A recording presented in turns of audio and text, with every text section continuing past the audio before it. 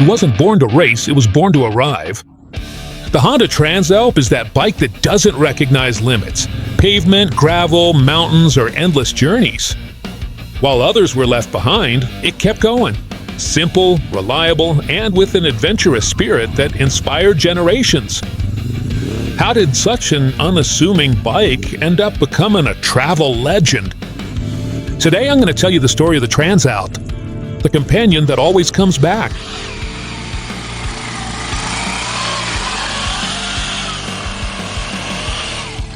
To understand the Honda Transalp, you have to go back to the late 1980s, a time when the motorcycle world was changing faster than it seemed.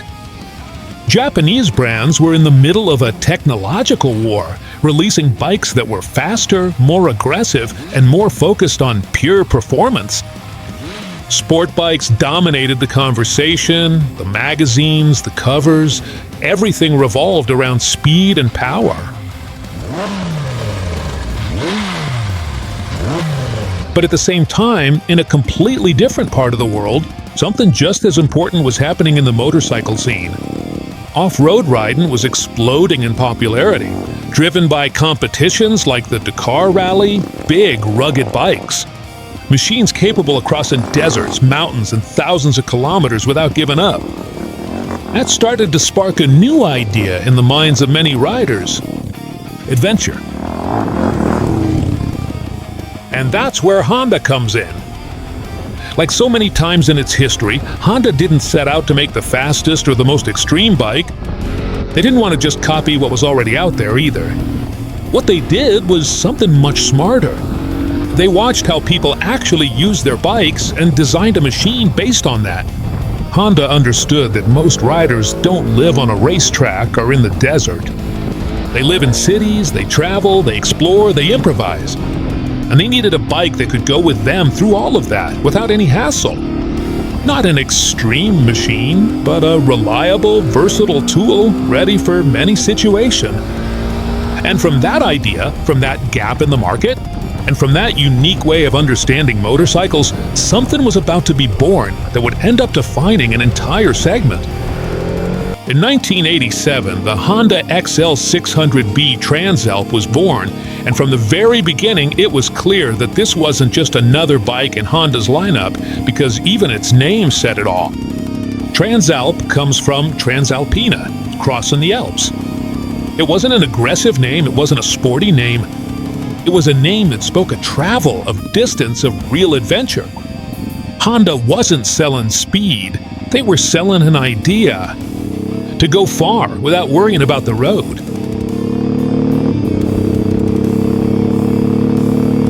And that was completely new for the time, because the Transalp didn't fit into any traditional category. It wasn't a pure enduro like off-road bikes, nor was it a heavy touring bike for highways. It was a hybrid, a mix designed with a lot of thought, a bike that aimed for balance between pavement, dirt, comfort, and reliability. It didn't stand out at any extreme, but it didn't fail at any either. And that's exactly where its genius lay.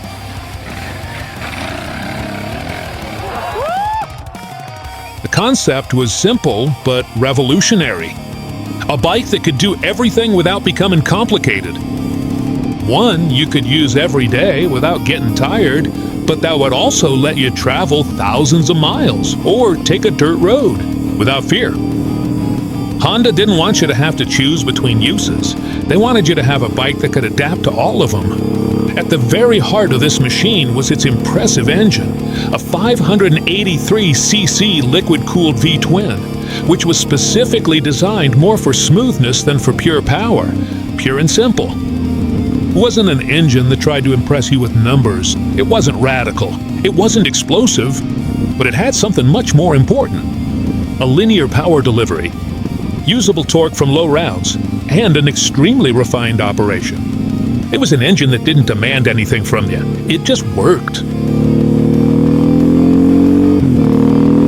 And that translated directly into the riding experience. The Transalp was a bike that didn't wear you out. It didn't scare you, it didn't make things complicated. You could spend hours on it without feeling tired. You could ride for miles.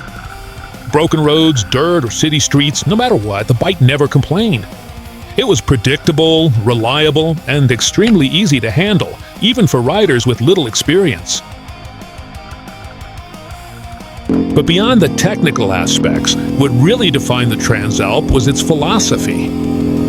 While many bikes of the time were designed to impress, whether by speed, looks, or performance, the Transalp was designed to be your companion. It was a bike that didn't try to be the star, but rather to be a part of your life. You could use it to commute to work every day.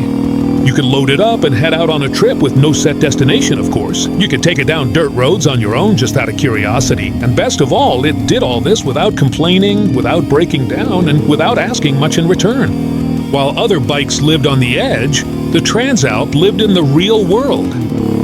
And that's exactly why it ended up becoming something much more important than just a motorcycle.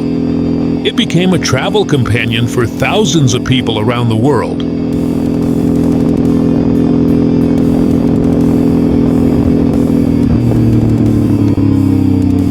And why did it work? Because Honda understood something that many others ignored at the time. While other brands were obsessed with making bikes faster, more radical, and more spectacular, Honda focused on the real user. And that user didn't need an extreme machine. They needed a bike that would simply work every single day. The Honda XL600V Transalp did exactly that. It wasn't a bike that lived on the edge. It wasn't designed to push the rider to the limit or to be used only in ideal conditions. It was just the opposite. A bike built to survive real-world use. It always started up. It didn't break down easily. It didn't have weird mechanical complications and didn't force you to constantly keep an eye on it. Plus, it had something that many bikes of that era couldn't achieve: comfort and easy use. It didn't wear you out on long trips, it wasn't uncomfortable in the city, and it didn't intimidate you if you weren't an expert rider. It was a bike that adapted to you, not the other way around, and that, even though it seems basic, it's extremely hard to get right. And that's the key. The Transalp was a logical bike in a world full of emotional bikes. It wasn't trying to impress you with numbers or with radical features. It aimed to be with you through everything. And precisely because of that, because it did everything well without standing out in any extreme way, it ended up being brilliant.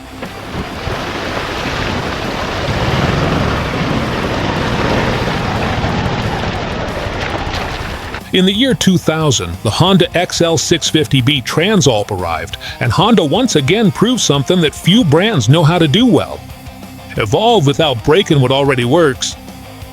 They didn't try to reinvent the Transalp, didn't try to make it more extreme or change its philosophy.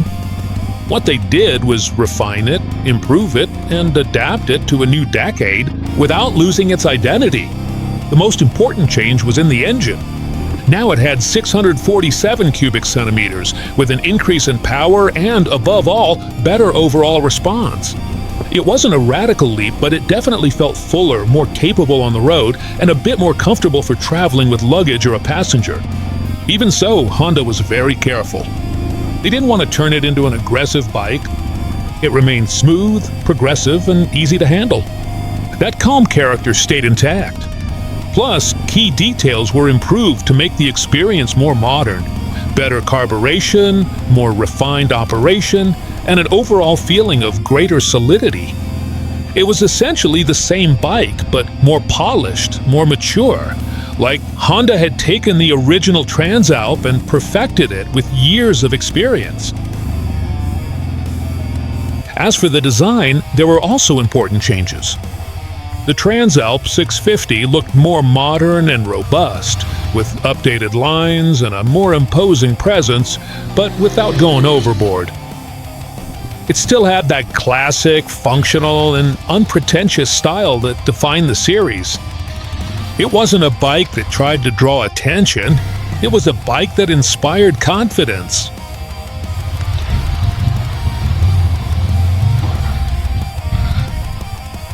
That's what's interesting about this generation. It didn't try to reinvent itself to compete with new trends. It didn't try to be sportier or more radical than others. It simply aimed to get even better at what it already did well. It wasn't a revolution, it wasn't a completely new bike, it was something much harder to achieve. A smart improvement, a logical evolution, designed for real-world use, where every change made sense. And that's very Honda.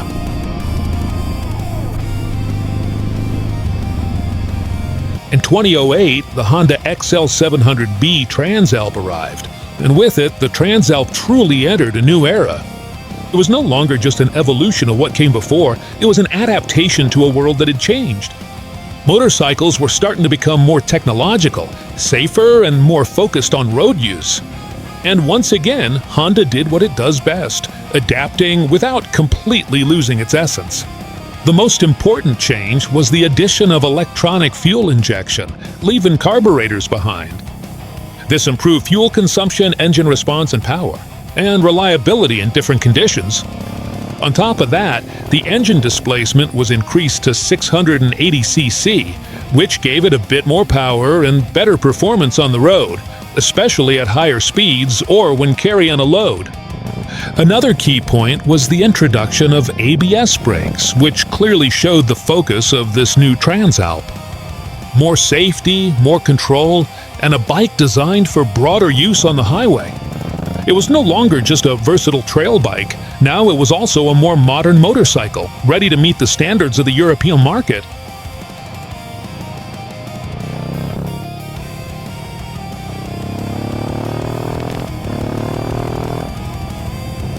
But all these changes brought a consequence. The Transalp started to lean more toward asphalt. It became more civilized, more refined, more comfortable for long trips and daily use. It was easier to handle, more stable, and more predictable. In many ways, it was a better bike. However, no, not everyone was completely on board. Because while it gained in technology and comfort, some felt it had lost part of that adventurous spirit that defined the first generations. It was no longer as rugged or as simple or as ready for anything. It was more logical, safer, but also a bit more domesticated. And that's where the debate comes in. Was it better? Yes. Was it more modern? That too. But for some, it just wasn't exactly the same Transalp anymore.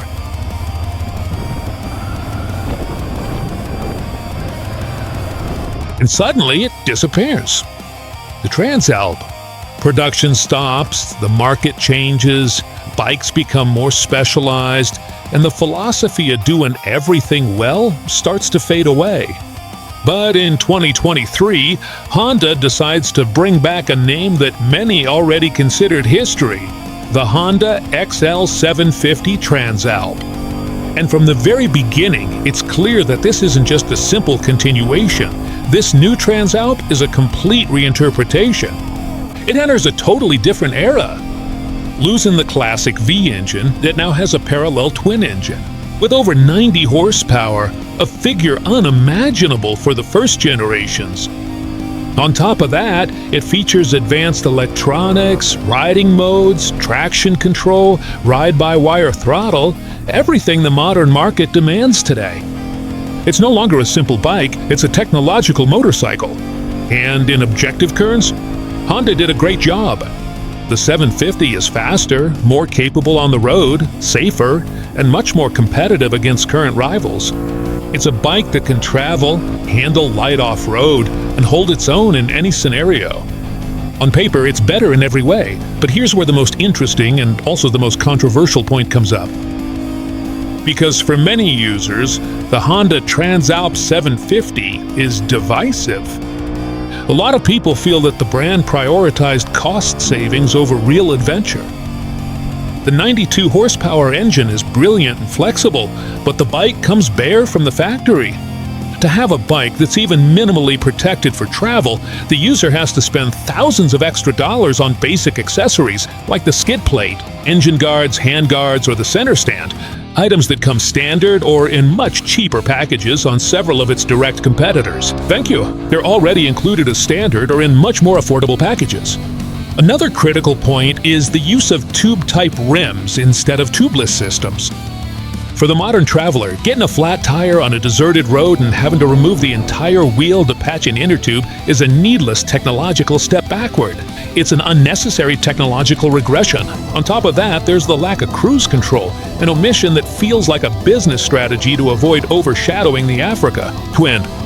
Given that it has ride-by-wire throttle, not including this software feature seems like a deliberate decision to artificially separate the high-end from the mid-range models.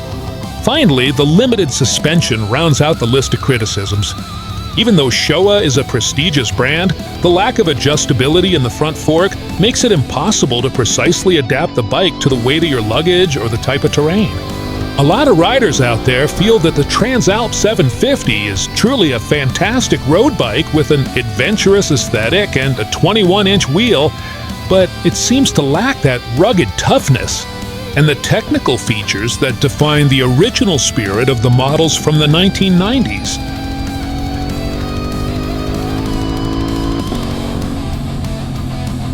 The Honda Transalp did something much more important than it might seem at first glance. It wasn't just a successful motorcycle. It defined an entire concept. Before modern adventure bikes existed as we know them today, before the market was flooded with tall, high-tech bikes designed for travel, the Transalp lay already there. It was one of the first to prove that a motorcycle could truly be versatile, that you didn't have to choose between pavement or dirt, between comfort or adventure.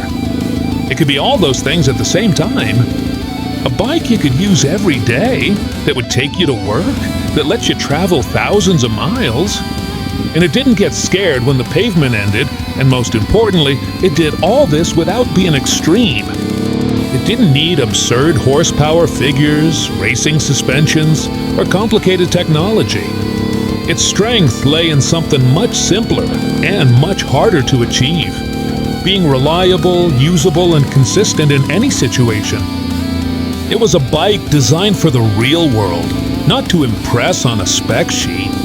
And that's why its impact was so huge. Because it changed the way many people understood what a motorcycle should be. Not as a machine for racing, but as a tool for living, for experiences, for traveling, for exploring, for getting lost and finding your way back. The Transalp was never the best at anything. It was never the fastest. It was never the most powerful. It was never the most extreme. But it did something much harder than all of that. It was good at everything. And that's what made it a legend. Because in the end, not everyone needs a bike for racing. Not everyone is looking for an adrenaline rush or impressive numbers. Many people just need a bike that's there for them, that starts up every morning, that doesn't let them down, and that goes wherever they want to go. And the Transalp was exactly that. A bike that wasn't trying to stand out, but to last. A bike that wasn't trying to impress, but to be there with you. And in a world full of truly extreme motorcycles, that's what really made this machine so very special. If you want to learn more about the Honda CR500, click right here on this video.